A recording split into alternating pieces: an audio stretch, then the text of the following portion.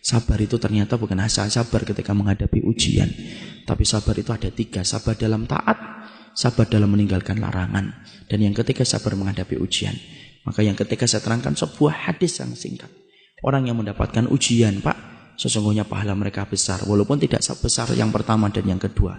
Tapi Nabi kemudian menerangkan kepada kita, kelak pada waktu hari kiamat, Allah itu akan membagi manusia jadi 2. Yang pertama, ahlul afiyah, ahlul musibah, ahlul afiyah. Dalam riwayat Ibnu Majah, Rasulullah itu bersabda, manusia nanti ketika dikumpulkan di padang mahsyar dibagi menjadi 2. Ada yang pertama ahlul musibah, yang kedua ahlul afiyah. Ahlul musibah itu siapa?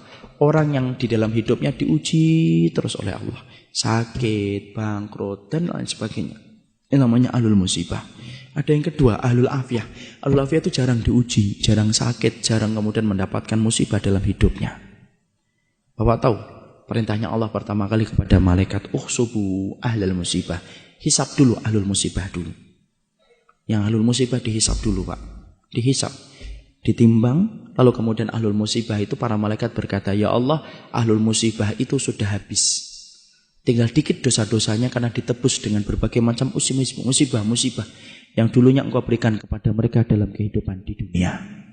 Tinggal dikit saja.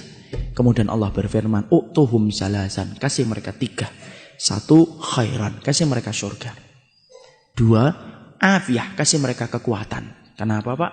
Siapapun di antara Bapak dan Ibu di sini yang mendapatkan ujian, pasti kekuatannya berkurang. Sakit, yang dulunya biasa lari 2 kilo menjadi lari 1 kilo. Pasti berkurang. Diganti oleh Allah dengan kontan di akhirat. Kasih mereka kekuatan untuk mengganti kekuatan yang aku ambil ketika aku memberikan ujian bagi mereka di dunia. Dan yang ketiga, mangzilah. Kasih mereka tempat yang tinggi di surga. Tempat itu tidak bisa diraih dengan sholat, tempat itu tidak bisa diraih dengan sedekah, tapi tempat itu hanya bisa diraih dengan orang yang sabar ketika mendapatkan ujian. Dinaikkan itu ahlul musibah ke tempat yang tinggi, sampai ahlul afiyah melihat itu mendoakan kepala mereka ke atas, saking tingginya ahlul musibah ketika ditempatkan oleh Allah. Lalu kemudian ahlul afiyah berkata, ya Allah, kalau setiap dibalik ujian akan mendapatkan kedudukan setinggi itu di surga, dan begitu mudahnya mereka dihisab karena sudah berkurang dosa-dosa mereka, tolong ya Allah, hidupkan kami sekali lagi. Hidupkan kami sekali lagi. Kasih ujian kami. Potong-potong daging-daging kami. Daging-daging kecil dan kami masih hidup. Tidak apa-apa. Selama kami mendapatkan 3 yang kamu berikan kepada musibah ketika di dunia. Tapi tidak ada lagi balik ke dunia itu. Disitulah kita paham, Pak. Ujian itu berat, tapi barangnya kontan. Kalau kita semuanya disenangkan dalam hidup, Pak, malah kita bingung dari mana kita akan mendapatkan pahala kesabaran. Kalau Bapak punya istri langsung solihah, anaknya langsung hafal Quran, kerjaannya langsung lancar, malah bingung dari mana kita mendapatkan pahala kesabaran. Makanya kemudian kita kalau mendapatkan ujian, sabar. Saya belajar sabar dari ibu saya, Pak. Saya tidak bermaksud mensucikan siapapun di hadapan Allah, tapi ibu saya dan bapak itu mendapatkan ujian yang menurut anak tidak ringan. Ibu dan bapak saya itu mendapatkan putra yang pertama Down syndrome, Pak, berkebutuhan khusus. Anak yang kedua berkebutuhan khusus. Kakak laki-laki pertama saya umurnya 53 tahun. Kakak perempuan saya 43 tahun. Dan itu berkebutuhan khusus, Down syndrome.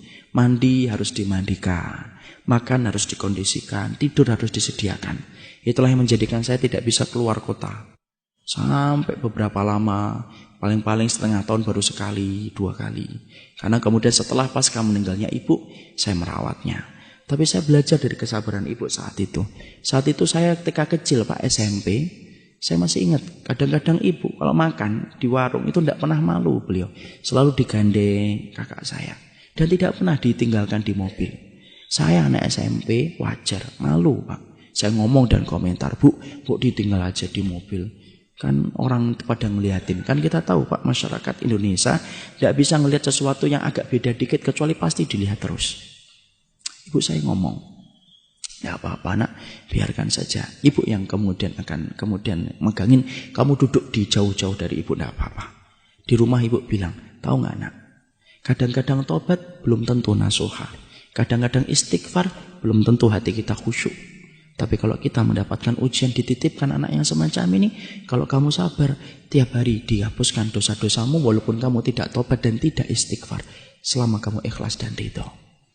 Dan saya akhirnya Pak, setelah bisa di pondok, tidak ada perkara yang saya cari tahu pertama kali kecuali apa? Hisab orang yang Down syndrome dan hisab orang yang gila semenjak kecil.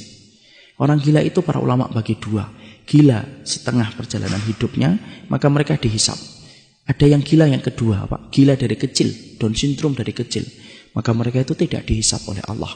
Mereka akan ditanya oleh Allah tentang satu pertanyaan saja. Ata'rifuni, kamu kenal dengan saya atau tidak?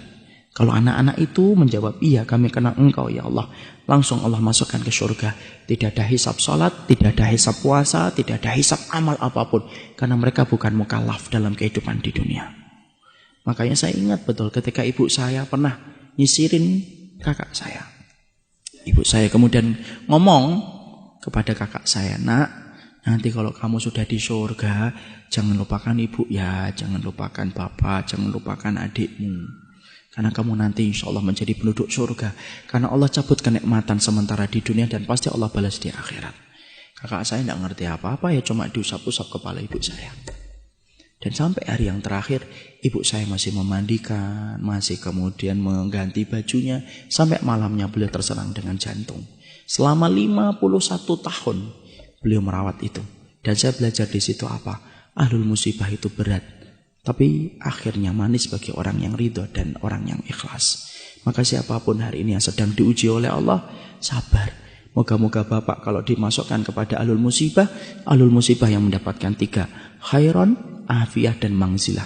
Tapi kalau mendapatkan ahlul afiyah yang bersyukur sama Allah. Barakallahu fikum.